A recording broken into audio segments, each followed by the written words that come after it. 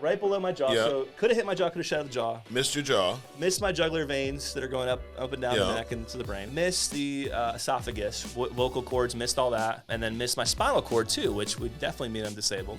From a near-death experience in 2018 to pushing through to becoming a top producer at his company, where he was eventually capped, which led him to Family First Life. I didn't know how to close the sale. I was scared to like put pressure on them to make a decision. And that's where I kept failing. They said, you need to learn trial closes, find out what they want first. Don't just sell them something. And I was like, okay, we're not selling, we're helping. Alex has been up, down, and everywhere in between. Alex has been selling since 2018, started out in car sales, sold life insurance, was capped at his previous company, joined FFL in 2020. Today's guest, Alex Peraza. Dude, so you had 200,000 in roll-up debt? Yes, sir.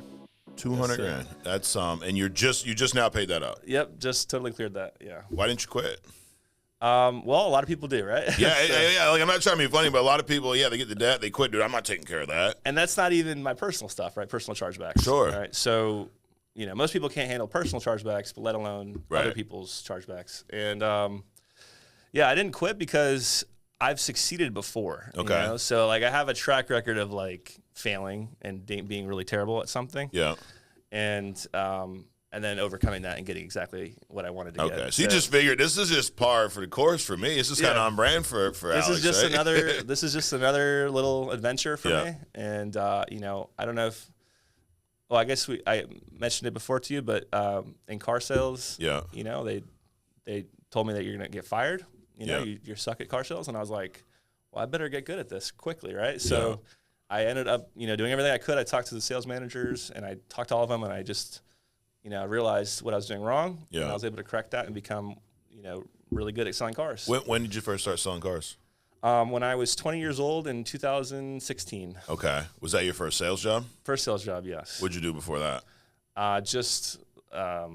I worked at Five Guys. Oh, okay. Yeah. Right. Dude, I'll tell you what, man. They got the best fries, bro. 18, 19 years old working at Five Guys. Okay.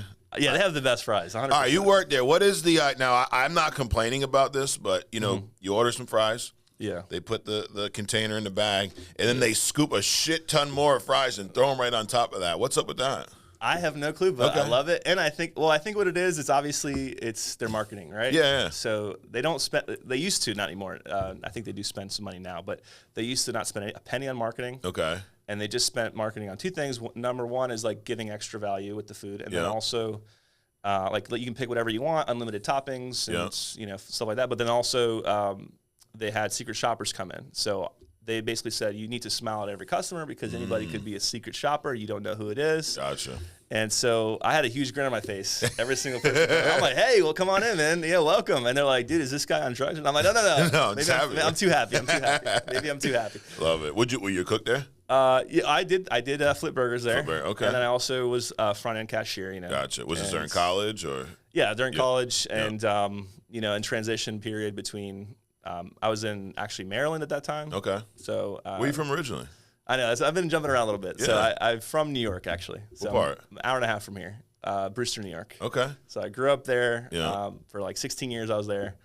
Brewster, New York? I've never heard of. Where is that? Putnam County. Okay. It's upstate? I know. No one's heard of it because it's only got 2,000 people in there. Got it. Okay. It's the tiniest little town. You're not going to find it What's anymore. the biggest city near Brewster? I don't even know because let me think. I mean, is it upstate? Syracuse, maybe? I just know it's 30 minutes from West Point. Got it. Okay. Somewhere around there. All right. Well, you grew up there. And 30 minutes from Danbury, Connecticut. Okay. I gotcha. Now, you're in Baltimore. Was this for school? We were in Maryland. We were in Rockville, Maryland. Rockville. Okay. And that was, for school, my mom wanted to move closer to family because that's where our whole family lives at. Gotcha. And, I went there. We finished out high school, and then I went to college, and I got a full scholarship there. Oh, you did? And it was going to be 2 years at community college, 2 years at University of Maryland. Okay. So it was Montgomery College and then University What of was the scholarship for? For sports, you mean? Or yeah, it was a sports? No, it was for academic. Okay, yeah. gotcha. It was for this guy's has a brain, I guess. I don't know. I don't think I'm that smart, but hey, you got the scholarship, so you're doing something right. What was your plan? So you get the scholarship. You're on this track to go to college. What was your plan to study? What did you want to get your degree in, and what did you think you were going to do career-wise? So when I first got into college, I wasn't 100% sure. Right? Okay. I mean, obviously, a lot of people are like that, but then I read this book, Rich Dad Poor Dad. Yep. Okay, and it said accounting is the language of money, and I was like, okay, I got to learn accounting then, because I don't know accounting, I don't know business, and then I started doing a bunch of online courses at that time in 2013. That's when everybody was starting to pump out a ton of courses, like Grant Cardone's of the world. Sure. And I was like, okay, let me learn this stuff. And every single person was saying, you need to learn sales. And I was like, okay, is there a sales course in this college anywhere? And they're like, no. And I was like, and then my economics professor, I was like, hey, have you ever started a business before? And he's like, nope.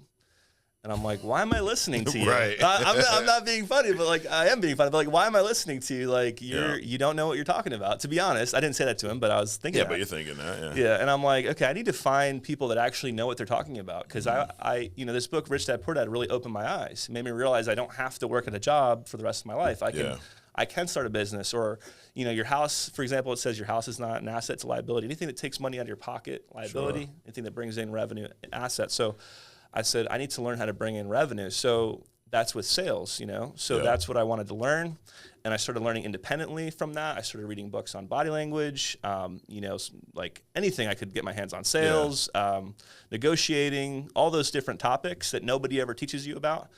And so you're in college, trying to figure out what to do. Mm-hmm. But on top of that, you're on your own reading books that no teacher's telling you to read this stuff. You're just trying to. No, I just get really obsessed with this stuff. Okay. I'm like, I need to learn how this all works. Got it. Did you finish college? I did not finish college. You did not, no. because of realizing that it's not getting me where I want to go. What year did you drop out? My first year, yeah. Really? Yeah, I went through my first year because towards the tail end, Yeah. But I realized I would mention some of the stuff that I was learning, hey, look at the sales tactic, or look at this, this can apply to this, and they're like, no, this is what we're teaching, and I'm like, okay, well, yeah, you guys clearly are not people I want to listen to. I'm not being mean to them, but they're actually fantastic teachers. Sure. But I was like, this seems like a place where dreams go to die, and I don't want to be here. So now I may go back to college later on once I'm already independently wealthy or whatever. Right. And we got nothing else to do when you're bored. Just for fun, because I do like learning. You know? But now, how did you land on Rich Dad Poor Dad? I mean, it's a book that I'm sure a lot of people watching this have probably read it, but it's usually, for me, I was introduced to that book when I first started selling life insurance. Different company. It was a more of an MLM type, structure. But I mean, they were all about personal. Read this, and I'm thankful that they did. Yeah. But I don't know many people that just college age was like, you know what, I'm going to go check out Rich Dad Poor Dad. How did you even land on that in the first place? Absolutely, yeah. So basically, my mom had a bunch of books that she never read. Yeah, she just had tucked away, and I slowly started peeling open that bookshelf and looking through those books. Your mom just had this book? Yeah, she just had it, yeah. And one of the books was it was I read this when I was 16. It was shut up, stop whining, and get a life. And, I don't know if I can say that, but I said it. But basically, I was so it got me thinking about self-development early on. And then, and there's some other books too, how to be a highly effective person, 7 Habits. So those books started impacting me a little bit, and then why did she have these? Did she have a background in building businesses, honestly, network marketing, or something? Well, no, she was very I guess she was someone that's a freelancer. She would do freelance stuff for costume work and sewing stuff, and then she'd also do architecture.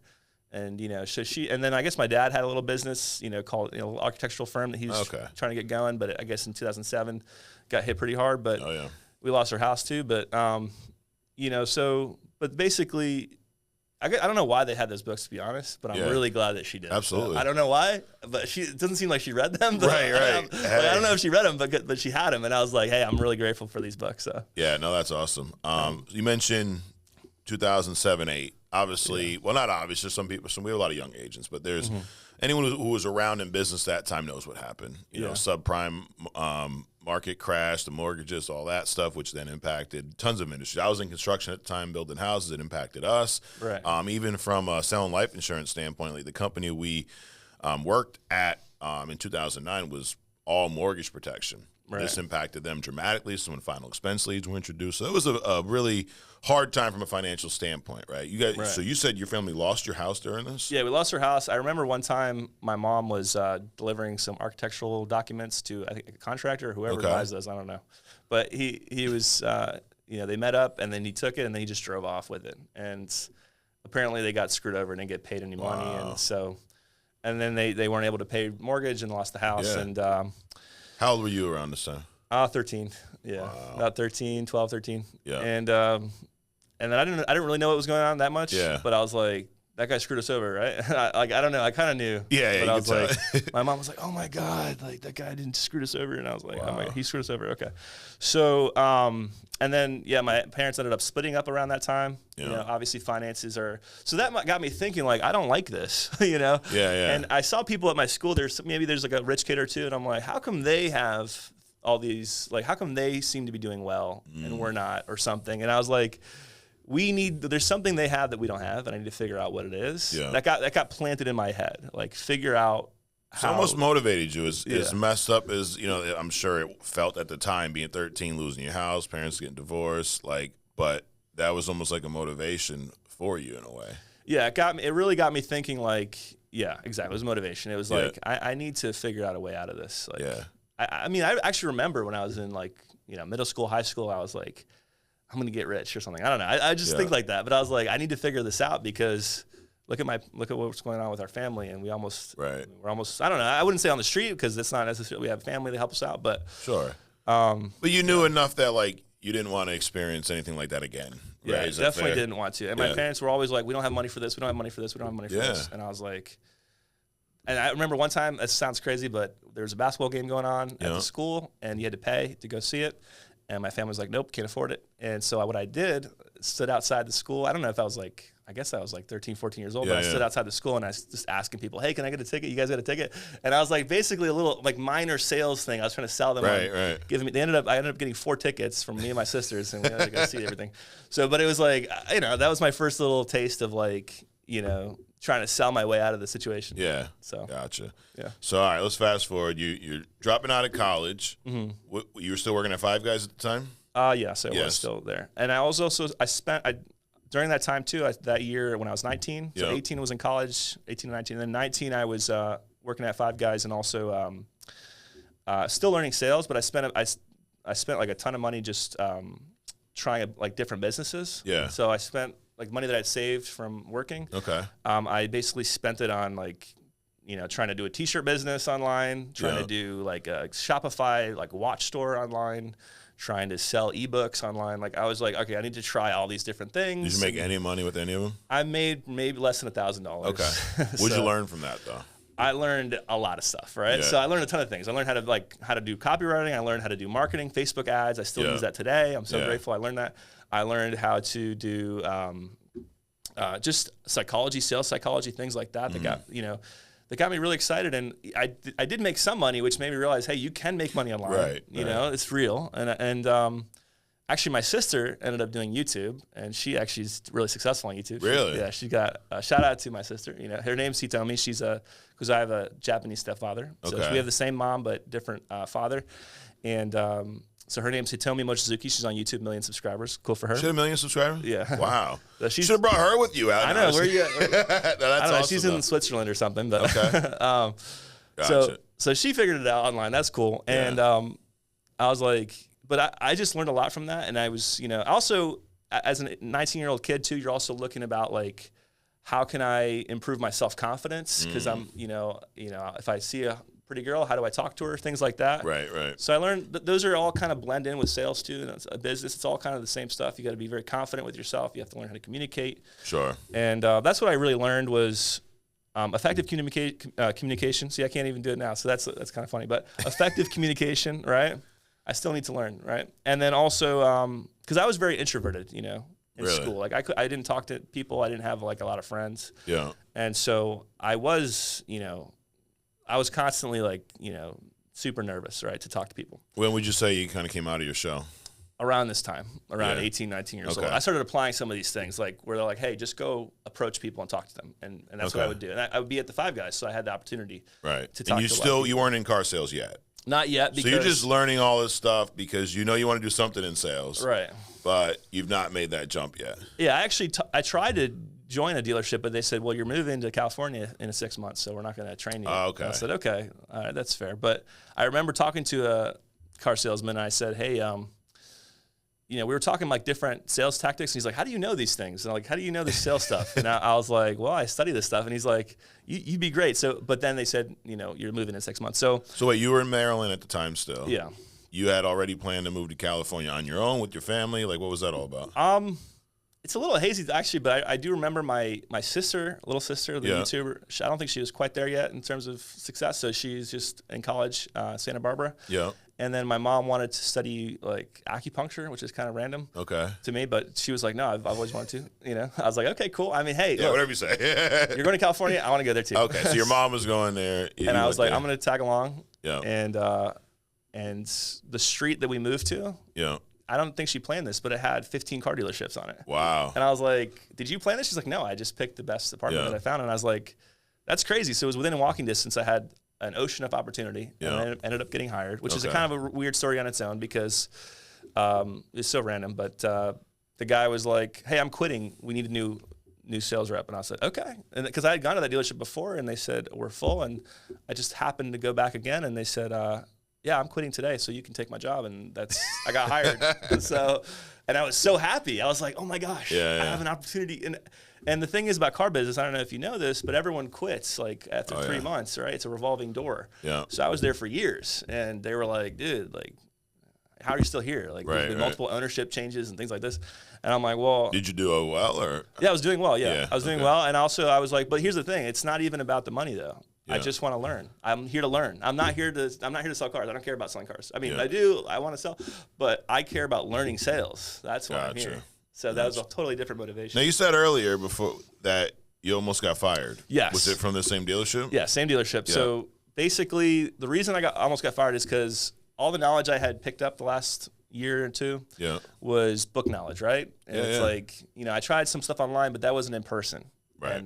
And again, communication, every single person that walks into a dealership comes in there ready for a fight, right? Like mentally, right? Oh, yeah. And they're like, I'm going to destroy this car salesman. And I'm like, yo, I'm just an innocent little 19-year-old or 20-year-old. Like, leave me alone. But they're like, no, you're an evil person and you need to like do this and that. And I'm like, okay, I need to figure out how to diffuse the bomb. People walk in. So that's what I ended up, but that's what the first thing I was doing. But then I didn't know how to close the sale. I was scared to like put pressure on them to make a decision. And that's where I kept failing.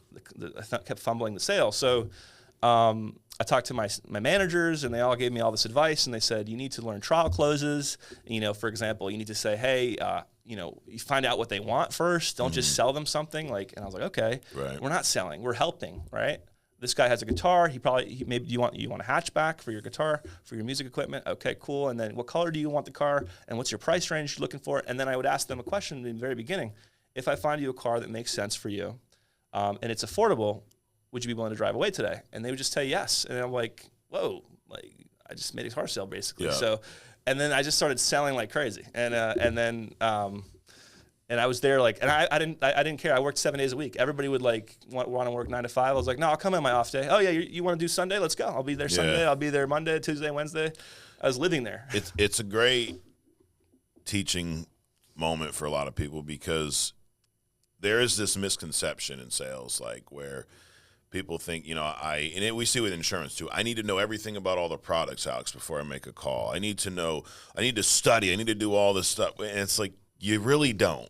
Right. Because all the sales knowledge you had was great, but it didn't help you sell. It didn't help me sell. At least it was once you started actually meeting with people and trying things. I mean, I'm sure like once you got going, I'm sure it helped. Yeah. But you have to go through that. Like you're going to learn so much more from. It was overwhelming. Absolutely. Yeah. You run your first appointment. You learn so much more from that one appointment than you can do from watching any amount of videos. Even this, like you're like, well, you know what you want us to watch? Yeah, I want y'all to watch, but I'd rather you go run an appointment, then come back and watch. Right. Because you're going to learn so much more from just that one interaction. 100%.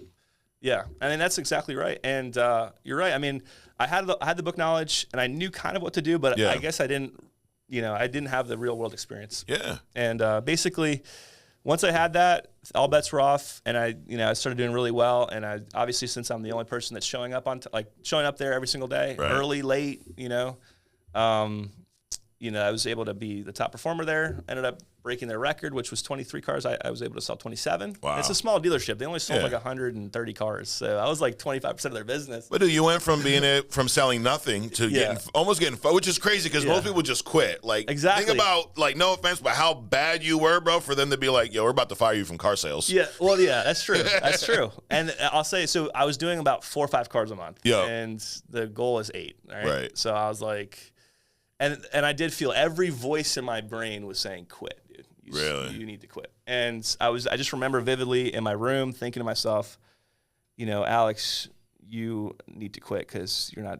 But then the other part of my mind was like, absolutely not. I can't quit, because this is what I've been building up for. Like, and this is just one step in the journey. Like, I'm going to learn sales and then I'm going to apply that and, at some point have a business. And I wasn't sure what the business was going to be actually, but I was like, I'm going to do a business and it's not going to be car sales, but I'm going to learn sales. And because I enjoyed the selling process, but I didn't like some aspects of the car dealership business where, sometimes my manager would be like, hey, Alex, you need to like basically lie to the customer. And I was like, I'm not doing that. Yeah. And they called me the consumer advocate. They're like, Alex, you're not willing to say things. And I'm like, well, I do it my way and I bring in a lot of sales. So it is. So we butted heads a little bit. Yeah. Because they wanted me to be dishonest a little bit, and I just wasn't comfortable doing that. And after 2 years, I was like, they're gonna win, or they're gonna I don't know. So I was like, I don't want to risk it. So I started looking for other opportunities. Okay. And I was getting I was like, okay, I learned what I wanted to learn here. Where's my next goal? Was insurance your next sales job? Yeah, well, I wasn't 100% sure. Okay. And then someone mentioned insurance at the dealership. Yeah. They just mentioned it just in passing. Okay. And I paid that guy some money, by the way, because I was like, thank you for bringing that up that one day. And, right, finder's fee. Right? Yeah, I was like, here, thank you for referring me to insurance because you helped me out. Yeah. And but he was like, oh, yeah, Alex, you don't have to do car sales. You can do insurance. Everyone's doing really well in insurance. And I was like, really?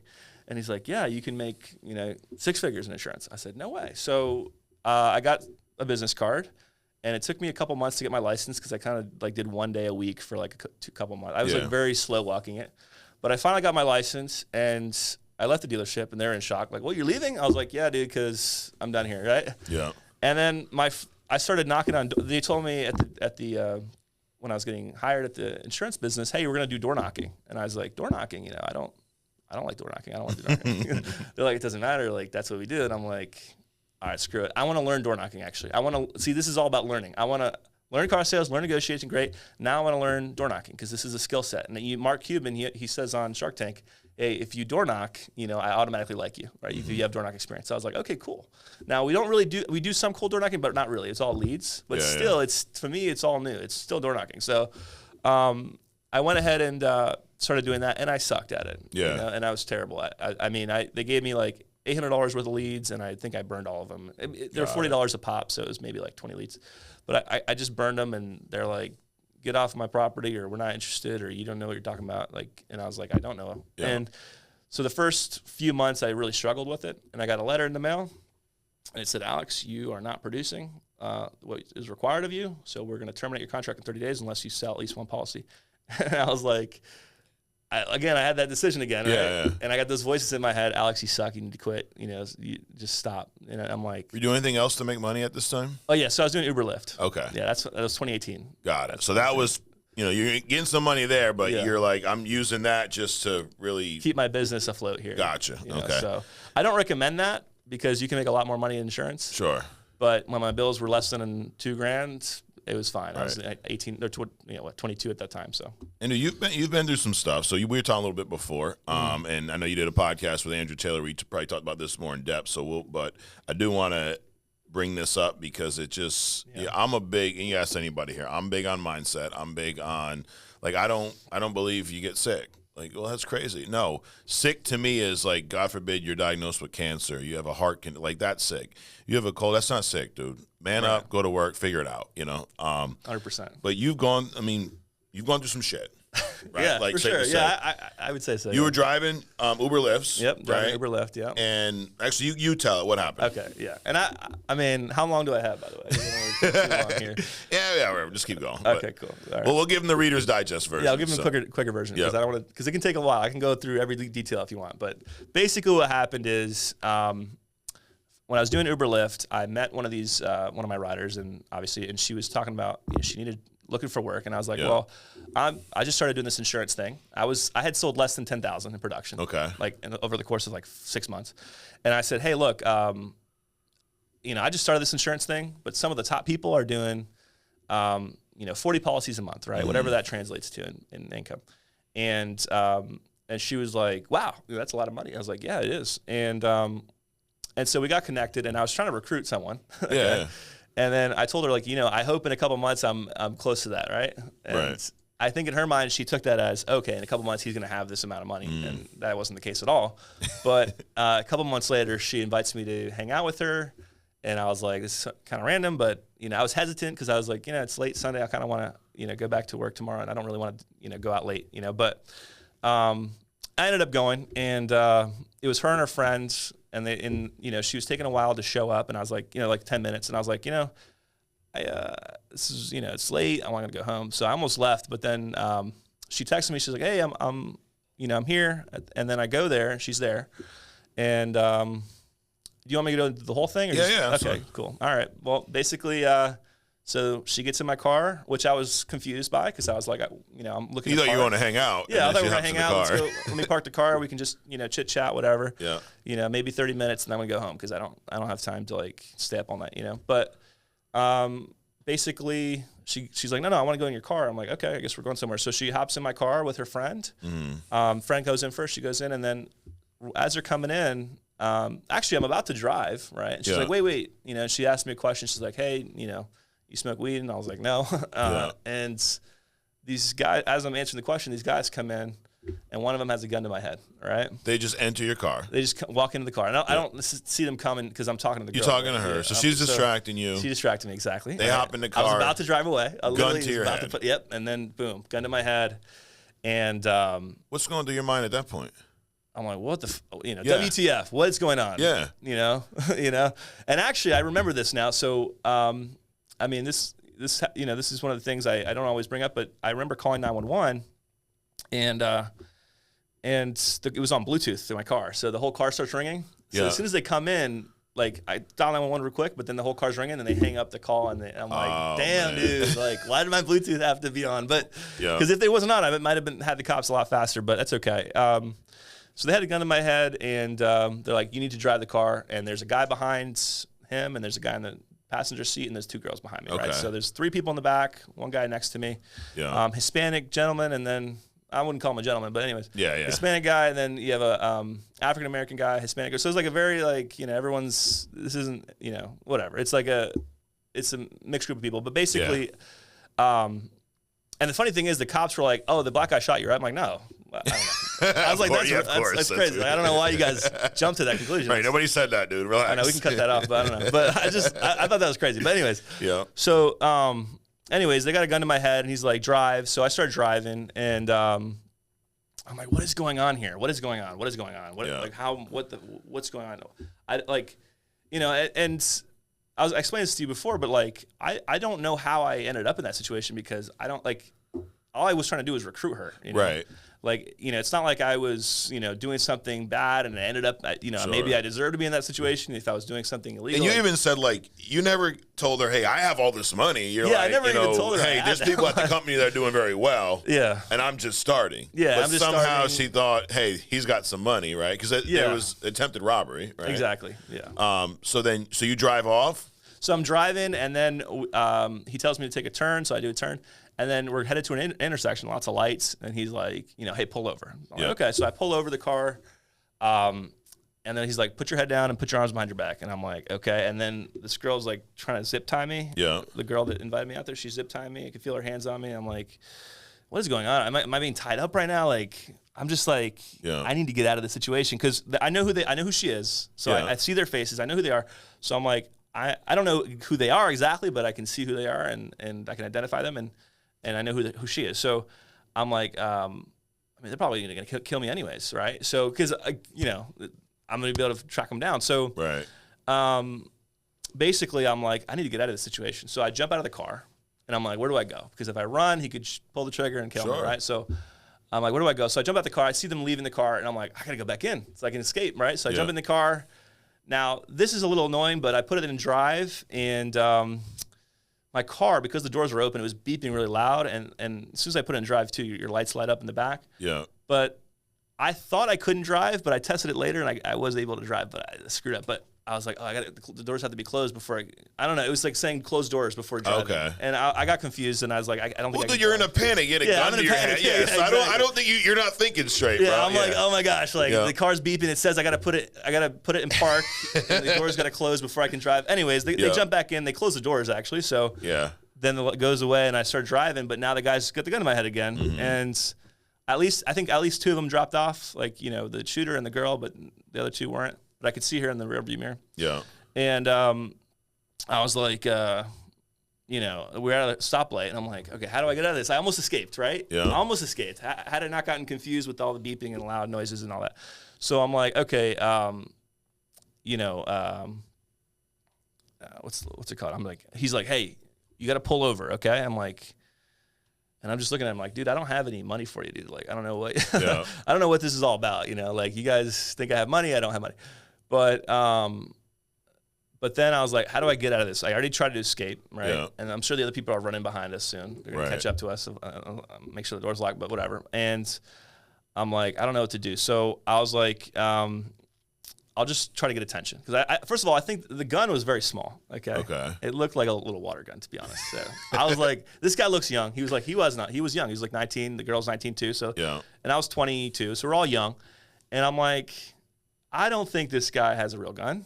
And I think he's not going to pull the trigger, I don't think. Now, part of me, I know this sounds crazy. This sounds really crazy, okay? Don't do this, okay? Get a policy from us, but don't think like this. I thought to myself, well, I have a life insurance policy, right? You just got one recently. Yeah, I had gotten one 2 months ago. So I was like, at least I have a life insurance policy. Got it. Right? Now, don't think like that, because I don't know. Maybe that's why I honked the horn. But I started honking the horn because maybe I was like, okay, this is my only chance. Right? You know, so I honked the horn and tried to get attention, and people are like looking at the car, and he's like, dude, you got to pull over. I'm like, I don't even know why he's saying that, because I can't pull over anywhere. I'm going to stop light. But anyways, he has a gun in my head, and he's like, I'm going to shoot you. And I'm like, dude, I got to take my chances, because I already tried to escape, and I don't know, it's not working out. So I honked the horn and pulls the trigger. Yeah. And my whole body goes into shock, you know, and I'm like, my hands are on the steering wheel, so it jumps out the steering wheel. I'm like, holy crap, I actually got shot. Like, whoa. And then I can't move anything. So everything's like I'm like this, frozen, but basically my body is like a marionette. I can't move anything. You can just move me however you want, because I'm basically incapacitated. But my eyes are open, my brain's working, I can see everything. So you're conscious. Yeah. Can't move. You're in the driver's seat. Yeah. You're at a stoplight. Yeah. Car's not moving. Nope.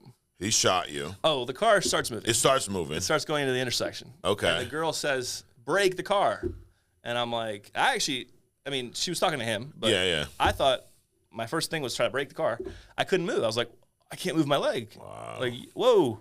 And then he's like, all right, whatever. So he pushes me to the side here, you know, to the edge of the door, and then he starts maneuvering the car. Yeah. And at some point it must have got hit, because there's a huge dent on the driver's side, like where I was at. So I don't know if I got hit too. Like, I don't even really. I mean, again, it's a little hazy because. Sure. Well, you just got shot through the neck. Got shot. Yeah. So, and it went through your jaw.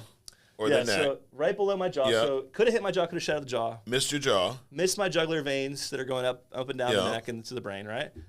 Missed the esophagus, where that's where you eat and you talk. That's where I'm talking. You know, vocal cords. Missed all that. And then missed my spinal cord too, which would definitely mean I'm disabled. Absolutely. Hopefully with Elon Musk Neuralink, maybe it doesn't matter. But the point is, I missed that, and then. But it came out the other side. Yeah, it came out the other side. You have an exit wound. So it came out this side. Yeah. There. And then it was lodged into your shoulder. It lodged into my shoulder, and it was there for a couple years. Wow. And then they said it would grow to the edge, and when it is, they'll take it out. And so, I mean, it was there for a while, and I said, hey, last time when I did the podcast with Andrew Taylor, it was still there. So now I've taken it out. So you've got it removed. So I got a photo of that, sent it to you guys, but... Yeah, we'll show you. That's actually what you do with this really cool. As a comic book fan, I love the Tony Stark reference, and and then obviously, I mean, these guys got charged the whole deal. But at that moment, how long was your recovery, dude? So it was 4 months. 4 months. But yeah, when I was in the car though, just to touch on that, once they left the car because they didn't know how to put it in brake. Put the parking brake on. It was a button, it's not a shift. So basically, they crashed the car. Yeah.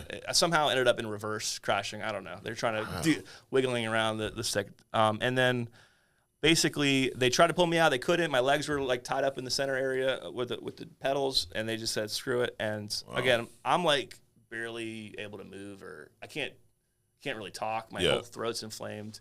But you're still conscious. Yeah, I'm still awake. Wow. On some level, I'm awake. Yeah. You know, and like during the intersection to the car crashing, it's like more hazy. Yeah. You know, but then once I'm there laying down, and I see blood everywhere, and I feel blood. So I'm like, okay, I must be bleeding out, right? And I realize I'm gonna die. At least I think I do. I'm like, I'm gonna die. Dude, I'm dead. This is it. Like, my life's over, bro. Boom. Wow. 23 years old. That's it, dude. You're done. Yeah, your family gets I didn't even think about the life insurance anymore. But yeah, my family will get some life insurance, but that's it. I'm completely dead. And I was thinking to myself, like, why, right? Yeah. I kept asking why? Because I'm like, I don't do drugs. I don't do, I'm not, doing anything wrong. Like, you're trying to recruit someone to sell life insurance. Literally, I was trying. So life insurance on one hand, good. On the other hand, getting me in that situation. But the point, long story short, but basically I was like, help, and sometimes that tears me up thinking about that. But I go through my whole life experience.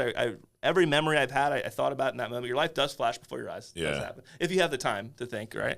And I think I explained to you, but I figured out why. It's because you're trying to find out a memory of death, which you've never had before. Right. And so, but I realized, like, dude, this is it. I'm dead. Yeah. And for the stupidest thing ever. And then a couple minutes, I don't know how long it was, but I was trying to say help. No one can hear me. Finally, a cop shows up. He thinks it's a car crash. Turns out there's a body there bleeding out. And he's like, yo. And then, well, actually, I'll say one thing, too. What's really crazy is I remember talking to my sister. And I don't think I said this to Andrew Taylor, to anyone, actually. Well, not on the podcast. But I remember telling my sister, and a lot of things in my life have happened this way, by the way. And which is, I was telling my sister, I said, hey, I'm really happy that I'm, like, this is a week before. Yeah. I was like, I'm really happy I'm doing insurance because, I'm really happy I'm doing insurance because, if I had picked another path, I'd be on another path, and I could picture myself if I was doing something else, I might be, because a client of mine told me, I was knocking on his door, he's like, hey, don't knock on people's doors, you can get shot. He'd said that a week before. So I talked to my sister, I was like, I'm not going to get shot because I'm selling life insurance, but what if I was doing something else? I could end up getting shot on the side of the road, bleeding out. Yeah. I said those words. Wow. I said those words, and I visioned it mentally. I was like, oh, yeah, that could happen. But I was like, that's not going to happen to me. But the fact is, I visualized something, and it happened. Yeah. And the same thing happened in the car business. I visualized being the top rep, and I visualized, and then you're going to hear later with the Lincoln, in a few minutes here, but I visualized being the top agent there. So visualization seems to work, both good and bad. Absolutely. So I was like, all right, I need to like figure this out. But basically, I need to stop thinking negative about anything. Yeah. But it turns out, I was in the hospital, and doctor's like, hey, your arms are working out. You can move your finger. That means you're good. As long as you can move like even just a little tiny bit, you're good because it's going to heal up. And the nerves are going to heal, and you're basically you're like, it's a total miracle. 1 in a million, 1 in 10 million, whatever you want to say, 1 in a zillion. Well, even, I mean, obviously I'm no doctor, but even seeing where that exit wound is, I'm like, dude, how did that miss everything? That's insane. Yeah, I don't know. So I think maybe sometimes it moves a little bit because the skin moves, but still, that's your neck. That's my neck. It's not like you get shot in the arm or something. That is my neck. That's where everything exists. And I do have to admit that it's extremely lucky, and I'm thankful to God. Thank you so much. Absolutely. Yeah. So wow. So 4-month recovery time, right? 4-month recovery time, and that whole time, I was bothered by getting shot, but I was also like, antsy to get back out there. I'm like, all right, I need to get back out there. Like, I hate doing nothing. That was the hardest part, was just doing nothing for 4 months. Now, the month back, what'd you do? The month back, I had a record month in life insurance. Yeah. So I sold my first 20 policies. My first month. I was like, wow. So first 20K month, and so that was like, wow. And then in production, because the comp there sucks, but I was like super excited, and then I sort of got into a rut a little bit, for the next year because I was like, trying to figure it out, and then, doing 10 policies a month, 15 a month, and then I started implementing some changes where I was like, I need to figure this out. I'm getting old. I'm getting older. I was only 23 or something, 24, but I was like, I'm getting older. Yeah. I need to figure this out. So, because I knew my manager was doing really well, so I said I need to get to his level, and he said you got to sell first. You had to be really good at selling first. I was like, okay. So I started forcing myself to be successful. What does that mean? So that means I got to wake up by 7 a.m. And I got to text you, Mike. It was my cousin actually, but his name's Liam. But I'm going to text you, for example, and if I don't text you by between 7 to 7:10 a.m., I got to pay $25 right away, same day. It has to be the same day, no wait, BSing. So the first few days, I paid him like $150. But after that, I was like, never missed really after that. Okay. And I was up every single day on time. And then I was like, all right, next thing is I got to be in my car by 8 a.m. And I take a photo of me in my car at 8 a.m. And if I don't send you that photo between this time frame, also $25. So he's getting rich off me. But anyways, the first couple months, but I missed a couple times. And then I told my manager, hey, if I don't text you my location and I'm not at the front door of a lead, you can check because he has access to all my leads. And if I'm not there at a front door of a lead, I'll send you my location, so I can't fake that, right? Mm-hmm. And he's like, because he can track my location. So he's like, if I don't send you that by 9 a.m. sharp or 9, 10 a.m., I give myself 10 minutes, right? 9, 10 a.m. every morning, then I owe you $25 also. And then also if I don't hit this sales target every week, which was at least 2,400, very small sales, 2,400 in production every week. Yeah. Then I owe you. But in a nutshell, you set yourself all these small goals, but you put a penalty on yourself for all of them, which then helped you get to where you needed to get to from just everyday, approaching your day standpoint. Exactly. Very shortly after that. Yeah. I still have some of that in place, by the way, but very shortly after that, my production started to skyrocket. Yeah, I bet. And one of the biggest things I told my manager, because I would always tell him, hey, stop giving me leads. I'm still working these leads. Because he would give me the leads and they'd charge it to like some sort of account that I had. It would come out of my sales. But I was like, and it was $40 a lead, $45. It was expensive for me. And I was like, I don't, but don't give me too many leads. But he's like, dude, we have all these leads. I'm like, okay, well, just give me 50. You know what? I'm never going to complain about leads. If I do, I'll give you $100. Just give me all the leads you got. So he started flooding me with leads. And so because I was working so efficiently, I started with 50 leads a week, 50 direct mail leads every week, going to every single door, knocking at every single one from 9 a.m. to 7:30 every single day.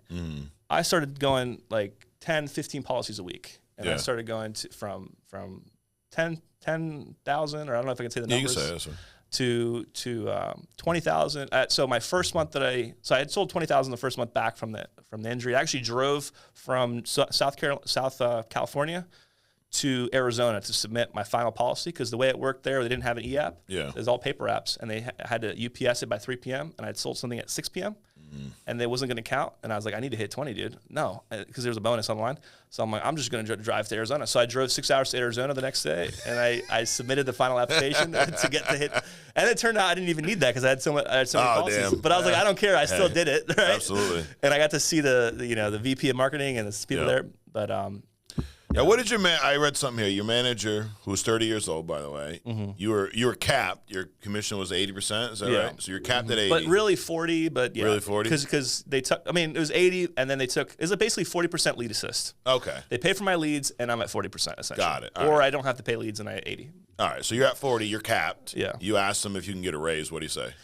Yeah, well, I'll say what happened right before that, just to touch on it. Yep. Why was I asking for a raise? Did I deserve one? So I was selling, 30. I went from 20,000, and then in 2020, in January, I think I sold like 16. Then February I sold 27, and then March I sold 61,000. Okay. And that was my record month, and it was 93 actual policies. So it was a lot of writing business, probably 3. But see, people think that's a lot, but it's only 3 policies a day. Right. And if you're talking to 10 people a day, and it's not that crazy. But so I broke the agency record, and I was the number 1 agent in the entire company. Yeah. And I was like, wait. Why am I the number 1 in the company? I'm just a random Joe Schmo. Like, what the heck?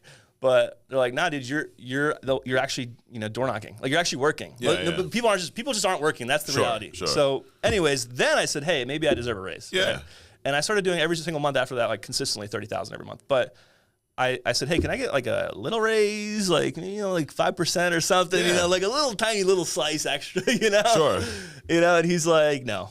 I'm like, yo, and he's like, well, you gotta, you maybe in a year I might give you a little something, but maybe not, and then also you're just before you can get any real raises, I gotta retire, and I'm like, dude, you're 30 years old. You're not going to retire anytime soon. Right. So I just felt trapped. And the problem is I actually liked working at that company because I was doing well, right? Yeah. Now, most people weren't, and most people never do well there. Sure. But you had it figured out. I had it figured out. At least. And I was like, well, if I can figure it out, someone else can, right? And so I was like very motivated to start getting to the point where my manager was. Yeah. He had a nice business. And so... but they wouldn't let me. And I said, I don't like this, Yeah. So that's when I started looking for other opportunities. Had you heard of us yet or no? I had not heard of you at all. No. How'd you find it? Actually, I saw some weird ad on, not weird, but I saw an ad. I thought it was weird. Yeah. I thought it was weird. I saw an ad on Facebook and I was like, that's not real. Because they're talking about comp and I was like, you can get up to this comp. And I'm like, no way. That's like. Right. You're like, I'm capped at 40. There's no way they got that over there. Yeah. What? 100 points more than that. It's BS. So I just remember seeing it like for a split second and then just ignoring it. But then a year later, I'm in that situation where I'm doing really well. Yeah. And now I'm in a position to where I think it's time for me to start building a business. And basically I start seeing some podcasts like this, and I'm like, hey, you know what? This company looks really cool. It seems like they got the internet figured out. Yeah. It seems like it's like young people there. Cause I had always envisioned in my mind, I'm like, I want to have a business where it's all young people. Because everybody at my old company, it's all like 40-year-olds. Right.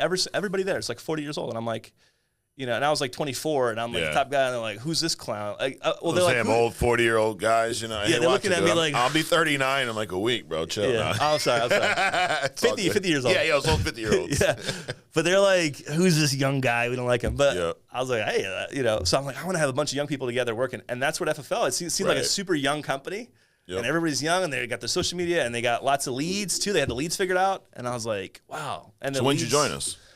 September 2020. Okay. So it was almost a year of like crushing it. I was going to hit 400,000 there. Really? Before I came here, and then I finished off at I think around 350. Yeah. Got it. But you did 350 with us your first year. I did 350 that year. Total between the two. I got you. I did my first 4 months here. I think it was over like 150 or something. Yeah. Around there. What's been your best month with us from a paid standpoint? It was 41. 41,000. So I haven't cracked the 60. That's and part of it too is psychology because the comp is a lot better. I went from 40 to something a lot higher. So right. And the lead cost went from $40 down to like, some of these leads are like $1, so it was like massive. So is it safe to say, without getting into specific numbers, you are selling more there, but because of your compensation and lead costs, you're making more here? Correct. Yeah, which is, how it should be. Right. And it's just, dude, if you're at a place and someone says you can't get a raise until I retire, quit, leave. Right. As soon as he says that, leave. Yeah, because I was willing to be loyal there. Like even though I saw some FFL stuff, I'm like, you know what? I'm a loyal guy. Yeah. But they're like, nah, we're not loyal to you though. And I'm like, okay, all right. You lost me there. But I think hearing all like you have a lot of stories. We could do this for 3 hours, But just I think the overall theme with you is you've gone through some stuff, but you've pushed through it, and I think a lot of it is your mindset and your perspective. Yeah. Like you're not a negative person. No, absolutely not. And I want to mention something. When I was in the hospital bed, I told my mom, she's like, Alex, you just got shot. How do you feel? I'm like, look, Mom, I'm not a victim, right? I'm not a victim. Even though we touched on roll-up debt in the beginning, to over 200,000, 6 figures in roll-up debt, I'm not a victim. Like, I'm going to overcome that. Yeah. Everything's going to be overcome. I've already proven that to myself, at least, that, car sales, you suck, and then you got good. And then insurance, you sucked, and then you became number one. And then here, you sucked a little bit as a business owner because you didn't know what you were doing.